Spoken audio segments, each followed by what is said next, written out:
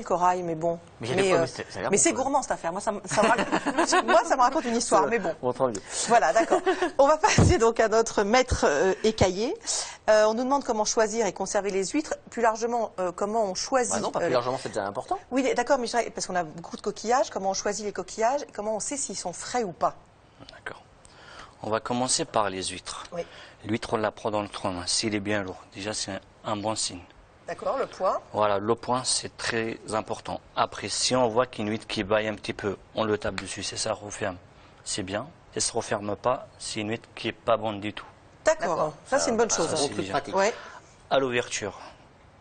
Alors, déjà, on demande la meilleure technique pour ouvrir les huîtres. Alors, on peut le faire en même temps. Il n'y a pas de problème. À l'ouverture, on prend un quart, deux quarts, trois quarts. Le muscle qui se trouve juste là. On le plante le couteau. On tourne à gauche, à droite. On tourne le couteau. Et il y a le muscle juste là. On le sectionne. Voilà, on le coupe.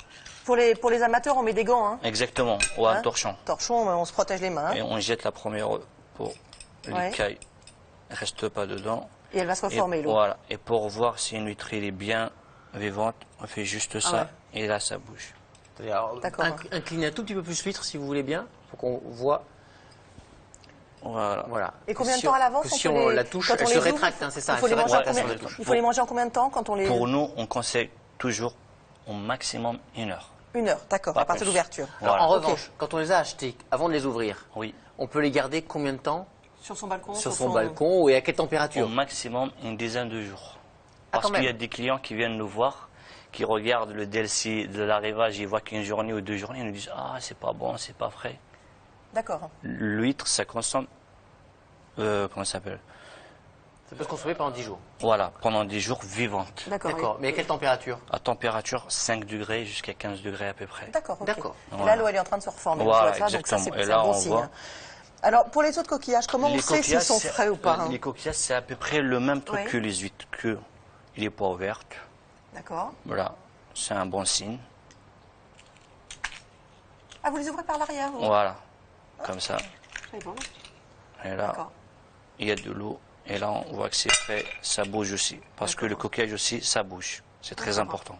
Ok, d'accord. Les oursins? Les oursins aussi, on le voit au point. C'est comme une huître. On le voit au point si vraiment il est bien plein ou pas. Bah, je vais choisir celui-là. Là, ça se fait au ciseau. Au ciseau, on va tout doucement. Voilà, celui-là. Voilà, ben, là, on trouve un oursin qui est bien plein. Là aussi, vous avez intérêt à mettre des gants, hein?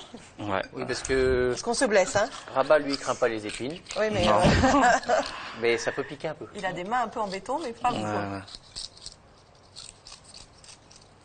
Et voilà, un oursin qui est bien ouvert. Pareil, on mange vite aussi, hein? Voilà, exactement. Les crustacés?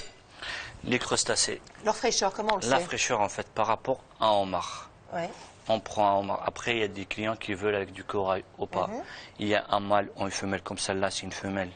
Que là, c'est un peu légère. Voilà. Comment on voit que c'est un mâle ou une femelle? Là, c'est un peu légère, celle-là. Juste là. Et l'autre, pour le mâle, c'est plus épais, c'est plus dur. On va montrer. C'est sûr. Voilà. C'est ça. Voilà, juste là. D'accord. Si c'est fin, c'est une femelle. Si c'est épais, c'est un mâle. Voilà. Jusque-là, c'est assez logique. Après, il faut reconnaître aussi, il y a des homards canadiens et des homards européens qu'on appelle bretons, qui viennent de la Bretagne en général. Après. Pas toujours. Voilà. Et comment on reconnaît un Canadien d'un Breton? Canadien qui est vivant, il est du côté, on va dire, presque marron. D'accord. Un Européen qui est plus bleu vers le noir, on va dire. Et quand il est cuit, que vous voyez un Canadien qui est bien rouge, un Breton, il y a toujours des petits points blancs un peu partout. D'accord. Ok. Voilà. Et pour la fraîcheur, que quand on voit celui-là, il est bien rempli. Qu'il y a des homards aussi qu'on voit qui est un petit peu vide à l'intérieur, c'est des homards qui sont cuits morts, pas vivants, ils se vident avant. Et ça, c'est pas bon. D'accord. Voilà. D'où l'importance de les cuire vivants. Exactement, très important. Ok. L'année dernière, je me suis coupé en ouvrant des huîtres. Quelle est la meilleure technique pour ouvrir des huîtres? On va d'abord regarder avec quelques images que si vous ne faites pas comme il faut, ça peut être vraiment embêtant et plus grave que ce qu'on croit. 2000 personnes arrivent aux urgences chaque année après un accident d'ouverture d'huître. Et une blessure à la main, ça peut avoir de lourdes conséquences. Juste sous l'épiderme, vous allez voir, voilà, il y a ce qu'on appelle les éléments nobles de la main, comme les nerfs, les tendons et les muscles qui sont indispensables au fonctionnement de la main et à sa sensibilité. Dès que la plaie traverse la peau, et même s'il n'y a pas de problème de sensibilité ou de mobilité apparent, il faut quand même explorer chirurgicalement. Et enfin, il y a un autre risque, c'est l'infection. Donc il faut tout désinfecter tout de suite avec un antiseptique ou de l'eau et du savon de Marseille et consulter un médecin dans les 6 heures qui suivent l'accident au plus tard. C'est important parce que souvent on laisse passer en disant bon, c'est bon, je me suis fait une petite piqûre. Ça peut être vraiment dangereux. Ouais. Vous nous remontrez rapidement comment on ouvre une huître pour ceux qui n'ont pas... En fait, la belon, en fait celle-là on l'appelle une huître plate. Ouais. Celle-là une huître creuse. D'accord. C'est pas la même chose. Celle-là on l'ouvre par derrière. D'accord. On met le couteau juste là, on force un petit peu. Il y a le muscle Et pareil. il y a le muscle, voilà, au milieu, on le coupe. Et voilà, une ça c'est huître. ouvert. Ah oui, c'est pas du carnage. Hein. D'accord. Ça c'est Et pour voilà, la plate. Exactement. Et la creuse. Une creuse. Comme tout 1, à 2, 3, 4. 1, 2, 3, 4. Le muscle il est là. Il a 3 le muscle, hein, c'est ça? Voilà, exactement. Et là, au 3 on quarts. porte le couteau vers la gauche et la droite.